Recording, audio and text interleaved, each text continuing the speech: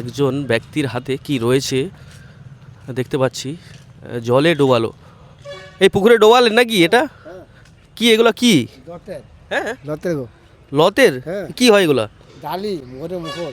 হ্যাঁ ঘরে মুখরে মুখরে বললাম মুখর। আচ্ছা আচ্ছা আচ্ছা, দেখুন এটা সম্পূর্ণ যেটা আমি দেখাচ্ছি, দেখুন ভালো করে লক্ষ্য করুন, এটা কিন্তু একটা লত গাছের তৈরি। হ্যাঁ, একটা খুলুন না হালকা করে। হ্যাঁ, ব্যাপারটা আপনাদেরকে দেখাই।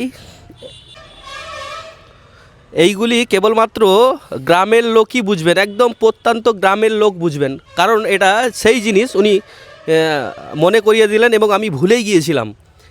এগুলো সাধারণত গরুর মুখে দেওয়া হয়, গরুর মুখে, মানে যখন চাষ করার সময় পাশে হয়তো পাশের খেতে হয়তো লোকের চাষ থাকবে, সেই চাষ যাতে গরু না খেতে পারে, এবং গরুকে যখন হালটাল করানোর সময় এই কাজে লাগে তো নাকি?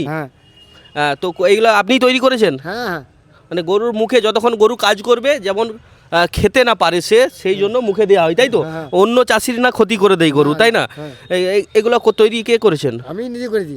হ্যাঁ, কাজ থেকে সব কাজ থেকে সব কাজ আমাকে। এই লত কোথায় পান? বনে বনে। দেখুন এটা অ্যাকচুয়ালি কিন্তু এই যে লত গাছ একদম বন থেকে নিয়ে আসা, বনে এই লত গাছ পাওয়া যায়, তাই তো? সেই বন থেকে সংগ্রহ করে এই জালি তৈরি হয়, তাই তো? এইগুলো আপনি কি করবেন? এতগুলা বিক্রি করবো। বিক্রি? এগুলো এটার দাম কত হবে পিস? 10 টাকা পিস। 10 টাকা পিস মানে তো আপনার মোটামুটি যে আছে মোটামুটি 100 টাকা হয়ে যাবে, তাই তো? এটা কতক্ষণের কাজ করেছেন? এটা তো কালকে মনে দিয়ে আবার আজকে দুদিনে? হ্যাঁ, দুদিনে 100 টাকা? হ্যাঁ। এই তো কম। আরে বললে হবে? বাজারে বিক্রি করবেন? বুঝতেই পারছেন, এটাও এক ধরনের পেশা। এটা দীর্ঘদিন ধরে করছেন? হ্যাঁ।